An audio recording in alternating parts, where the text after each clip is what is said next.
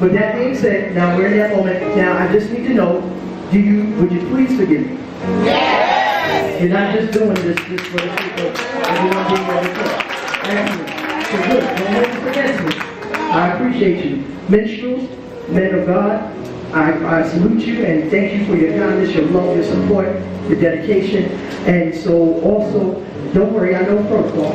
And so I want to go and thank God for just this great woman of God, Sister Benita Wynn. She's going to come with us on today. And to my niece, to everyone that is here from the house of David, and my covenant brother and sister, the pastors Nicholson, Pastor James, Pastor Veronica. We appreciate their love and support and for their kindness and just everything as a whole. And my source of strength, beauty, and faithfulness, that is my wife, Pastor Gina's wife. We thank God for her. She's coming up to ground me out here. Hallelujah to God. Amen. Amen. And last and certainly not least, I certainly thank God for Pastor Reverend Dr. Simpkins. And for Pastor Simpkins. In Jesus' name. Stand up for them if you ain't going to stand up for me. Stand up for them. Let's give God a round of applause. And finally, so we can get all these formalities out of the way, I want to thank God for you. It's Saturday. All right. There's things to do. There's TV. There's nothing to do. I should be preaching right now. But you're here. And I thank God for you out of your obedience of your leaders and for your love for God and for your kindness toward me, not even knowing you. Amen. So applaud yourselves and have a peace. All right. I was going to do it, but let's see if we can go there. 1 Timothy. I'm going to try to be as fast as it's going to happen. Somebody get 1 Timothy 3 and 10. I need Psalm 34 and 1. Psalm 34 and 8. 1 Timothy 3 and 10. Psalm 34 and 1. Psalm 34 and 8. If I got you here this long, you might as well read with me. Mark 11, 12 through 14. 2 Timothy 1, 5 through 7. Let's start it again.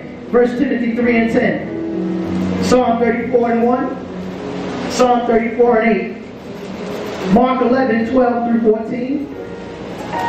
2 Timothy 1, 5 through 7. And I'll take care of Revelation 3, 15 through 16. Who has 1 Timothy 3 and 10? Pastor Nicholson. And let those also first be proved, and let them use the office of a deacon, being found blameless. Thank you. All right, who has Psalm 34 and 1? I will bless the Lord at all times. His praise shall continually be in my mouth. Okay, go to Psalm 34 and 8. Oh, taste and see that the Lord is good. Blessed is the man that trusted him. Excellent, thank you. Mark 11, 12 through 14.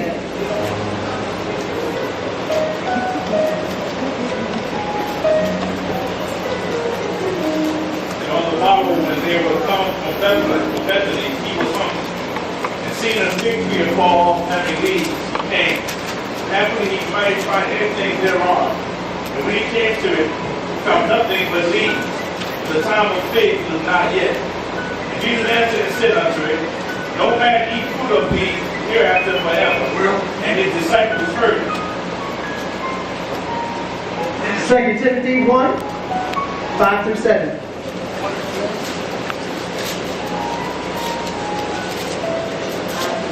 Yes, please.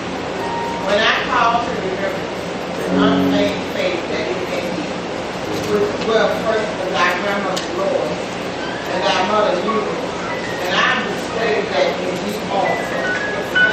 Wherefore I put thee in remembrance, that thou stir up the gifts of God, to thee by the putting on of my hand.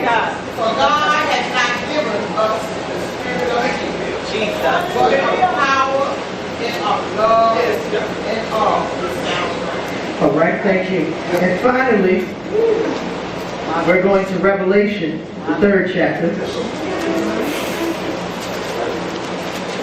Thank you, readers. Revelation 3.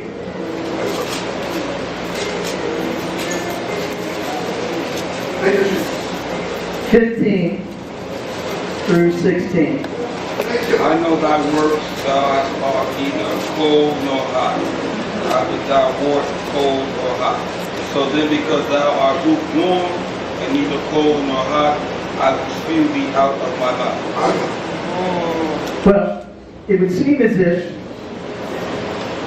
from this point, I just wanted to go and share a couple of things with you concerning these scriptures. Thank you for allowing me to go and be a part of this convocation. You can stop playing. There's something I'm going to have to go and say. And I'm going to need your help a little bit later on in it.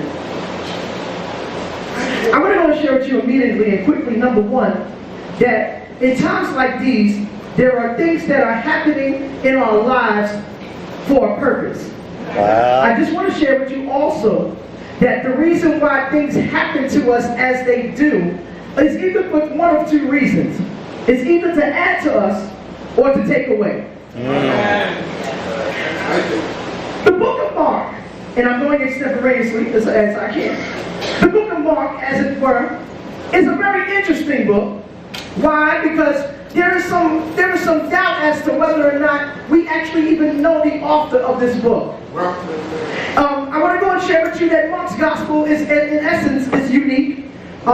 It's not a biography. It's not like Matthew. It's not like Luke. But in essence, what Mark does, Mark basically goes and talks to us from the view of your favorite radio station or television station reporter.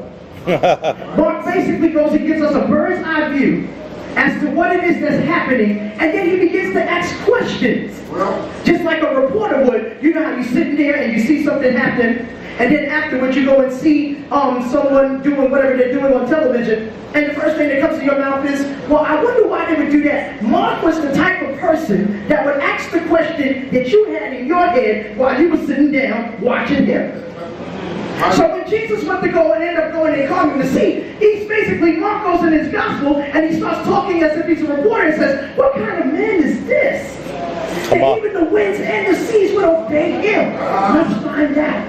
And he starts to go and look and considers the actions of Jesus in such a way that it goes and shows us that even if you have not been the person that you should be, considering yourselves to be authors, the truth of the matter is you have a report to tell.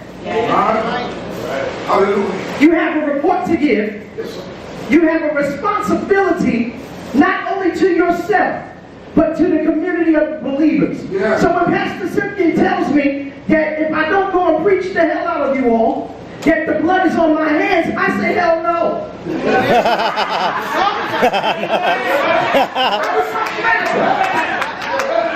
I would much rather that the truth be told and that your lives be spared than for any sugar coating or any other glistening or caramelization or whatever foolishness it would be to go and be a part of your life. Because the truth of the matter is, enough people have lied to you already and they haven't told you the truth. Come on! Why do I need to bring House of David all the way from Brooklyn from their service, which I'm humble for, by the way, and every person in your office, I love, respect, and honor you. And appreciate you. And you as well. But why in the world would you bring someone from another location to the location where they're at now, only to tell them more things that can take them no further? My God. Mark's gospel, he emphasizes on Jesus' miraculous works. He makes it action-packed and fresh and vivid. And then he constantly uses the present tense to create the impression of an eyewitness. And basically, he goes and starts talking about being an on-the-spot reporter. Today, I'm going a little express, as you can tell, but I'd like to go and speak to you basically from Revelation 3, 15 and 16. Everything else kind of goes and builds up to it, but I wanted to just hurry up and get to my text.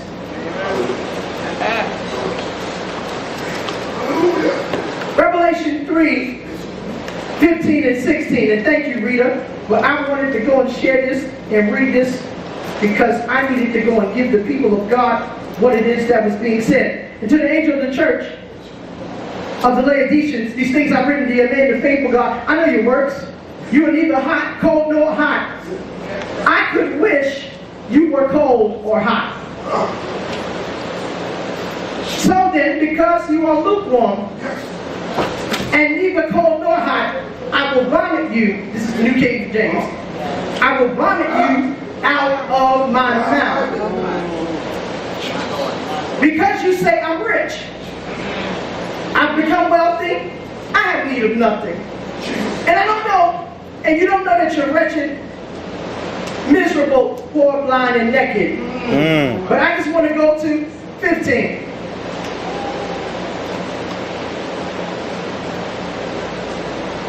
Or 14. So then, because you are lukewarm, neither could cold nor hot, I'll vomit you out of my mouth. 16. I want to speak to you from the topic. Don't fail the taste test. My God. Don't fail the taste test. Oh, I Jesus. believe you've already prayed. I'd like to read something from Frank Damasio, who happens to be a book mentor. That's right. That's right. And I wanted to go and share something with you that he wrote about testing. Making of a leader.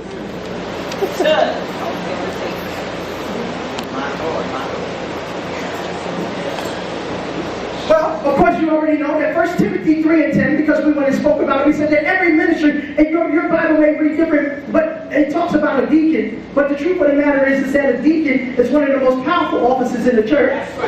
And not only is it one of the most powerful offices, it's one of the most responsible offices in the church.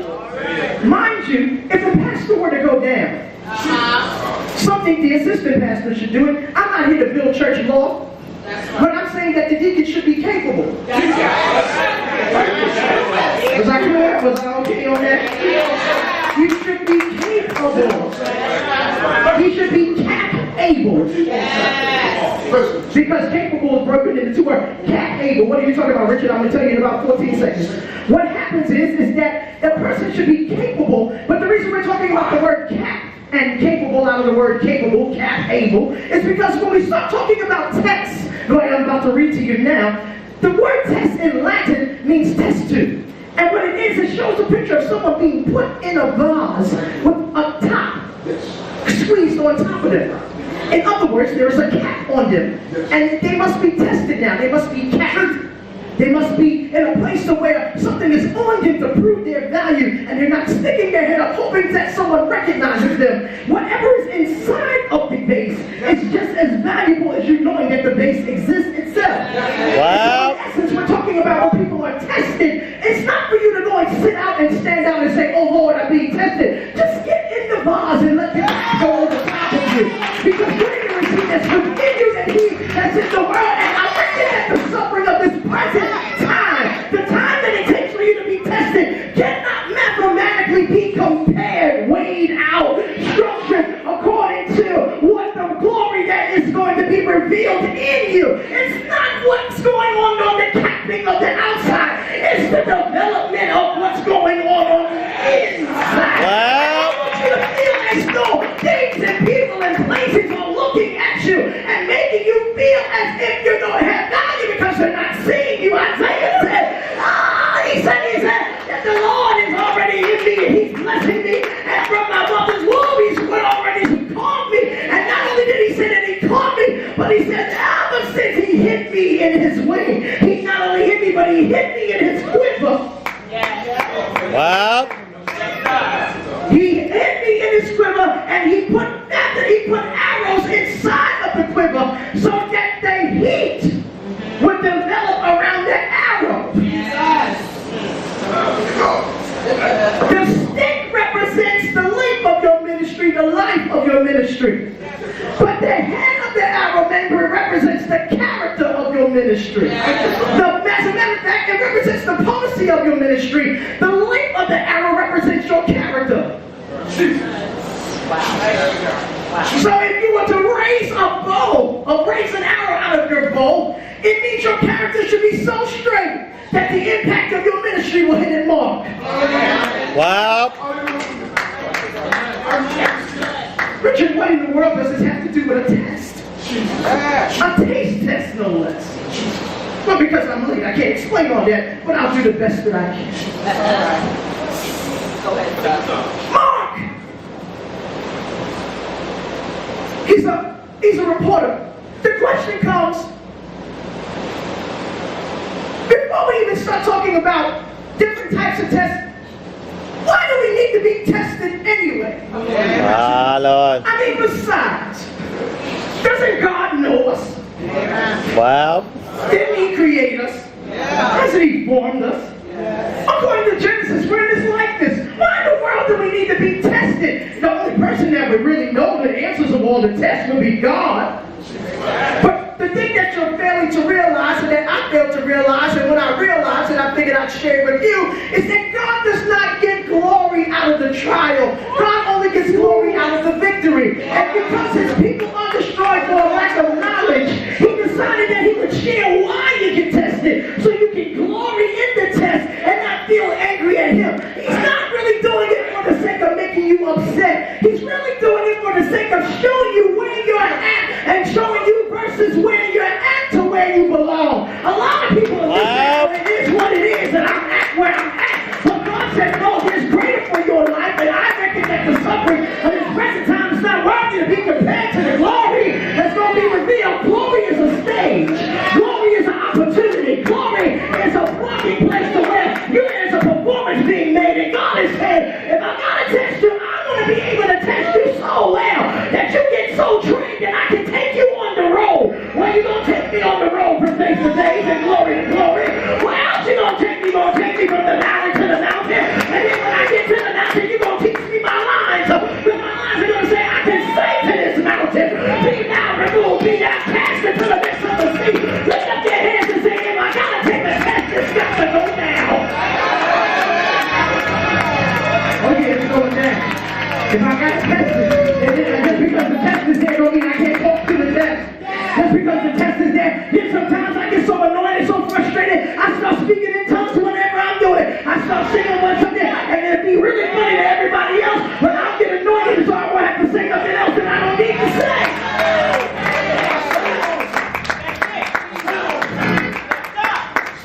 Spread the legs, I will shut to my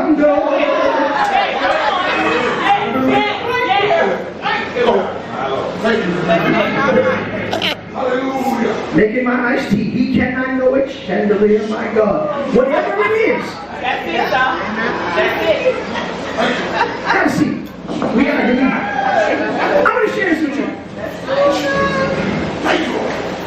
When we say that we get tested, because I want you to take notes. I'm really not a screamer. I try to be a teacher, but y'all got me excited because I'm late. So when we start talking about testing, testing means that when God says He's testing leaders, because that's what you are. Well. The question is, leader of what? God. And leader to where? Come on now. Not necessarily leader of what, but leader to where? My God. It is well said and documented that if a man is walking and calls himself the leader and no one is following him, he is not a leader, he is merely taking a walk. Wow. Ah, Lord. I don't want you to be walkers pretending to be leaders. My God. I want you to be leaders teaching walkers how to lead. Because whether you realize it or not, you affect at minimum 10,000 people before you close your eyes. Come on. It's a scientific fact. How is that so? I'll show you. He and I, Pastor and I, we know each other. We've shared experiences with each other, and my experience goes with him. He speaks to this woman of God right here. She's never met me, but she has a situation I've been in before. So when I go, she speaks to him. He tells her what happened to me. She then makes a decision based on what I did and never has met me. Never knew the causes of what caused me to make that decision. involved in that. And the repercussions of that now affect the people that she affected and the people that they know, because whatever actions she caused now causes a repercussion